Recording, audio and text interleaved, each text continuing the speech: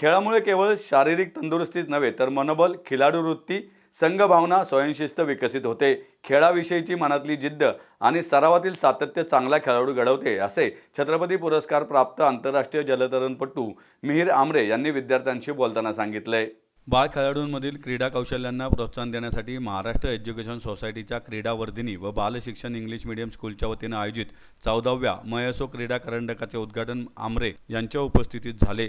प्राथमिक शाळेतील विद्यार्थ्यांसाठी मयूर कॉलनीतील कोथुड येथे होत असलेल्या या स्पर्धेच्या उद्घाटनावेळी महाराष्ट्र एज्युकेशन सोसायटीचे अध्यक्ष एअर मार्शल भूषण गोखले, नियामक मंडळाचे अध्यक्ष बाबासाहेब शिंदे, उपाध्यक्ष आनंदी पाटील, क्रीडावर्धिनी व शाला समितीचे अध्यक्ष विजय भालेराव, मयसोचे सचिव अतुल कुलकर्णी, सहसचिव सुधीर भोसले, शाला समिती महापात्र डॉक्टर नेहा देशपांडे, मुख्याध्यापिका आदिती कुलकर्णी, मंजुषा दुर्वे, सायली देशमुख यांच्यासह संस्थेचे व शाळेचे पदाधिकारी उपस्थित होते. मिहीर आमरे यांनी स्पर्धेचा शुभंकर, वीर, मॅस्कॉट आणि फुगे सोडून तसेच ज्योत पेटून स्पर्धेचे उद्घाटन केले. या शाळेचे विद्यार्थी असलेले आणि या स्पर्धेत खेळलेल्या मिहीर आमरे यांनी आपल्या शाळेतील आठवणी सांगितल्या. शाळेचा प्राथमिक वयापासून विद्यार्थी आहे. मी पण आधी इथे ॲथलेटिक्समध्ये खेळायचो, मग हळूहळू मला जलतरणात आवड निर्माण झाली. आता हे सगळं बघता मला माझे पण जुने दिवस आठवत आहेत, जेव्हा मी इंटरस्कूलमध्ये लंगडी, डॉजबॉल, लॉंग जम्प वगैरे खेळायचो. सो हे सगळे स्किल्स डेव्हलपमेंटसाठी मुलांना खूप गरजेचं आहे, जेणेकरून पुढे जाऊन त्यांना राज्यस्तरीय किंवा आंतरराष्ट्रीय स्तरावर अजून कॉम्पिटिशन्स खेळता येतील. आणि आता गव्हर्नमेंटचा पण खूप जास्ती सपोर्ट आहे आणि स्कीम्स आहेत जेणेकरून स्पोर्ट्समध्ये करिअर करणं हेही अजून खूप जास्ती सोपं होतं आहे. आणि हे खूप बघायला मला छान वाटतं की शालेय लेवलपासून ह्यांना खूप जास्ती सपोर्ट मिळतो आहे, पालकांचा देखील. आणि ऑफकोर्स सगळे शिक्षक पण आहेत ज्यांनी खूप सपोर्ट केला आहे त्यांना.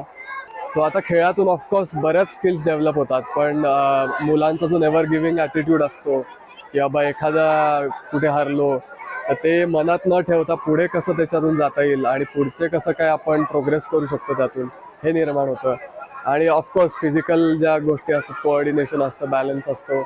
परत अगेन तुम्हाला आयुष्यामध्ये खूप जास्ती गोष्टी नंतर जाऊन बॅलन्सही कराव्या लागू शकतात. खेळ असू शकतो किंवा अभ्यास असू शकतो. पुढे जाऊन जेव्हा तुम्ही जॉब वगैरे करता सो त्याचंही त्यांना एक आउटलुक मिळतं की कशा वेगवेगळ्या गोष्टी एका दिवसात बॅलन्स करता येतील आपल्याला आणि आपली दिनचर्या कशी सेट करता येईल. स्पर्धेचे 14वे वर्ष असून एकूण 20 शाळांमधून 1000 विद्यार्थी 3 दिवस निवासी राहून खेळणार आहेत. खेळांबरोबरच विद्यार्थ्यांना मोबाईलपासून दूर नेण्यासाठी ओरोगामी, चित्रकला, वाचनकट्टा आदी नाविन्यपूर्ण उपक्रम घेतले जाणार आहेत. नमस्कार. आज मयसो क्रीडा करंडक 2025-26चं उद्घाटन आत्ता झालेलं आहे. याच्यामध्ये 1027 विद्यार्थी आत्ता सध्या सहभागी आहेत.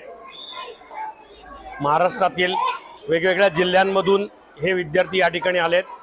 4 प्रकारचे सामने या ठिकाणी होणार आहेत, ज्याच्यामध्ये लंगडी, डॉजबॉल, गोल खो खो आणि सूर्यनमस्कार असा अंतर्भाव आहे. मुलं आणि मुली अशा दोघांचे वेगवेगळे सामने या ठिकाणी होणार आहेत.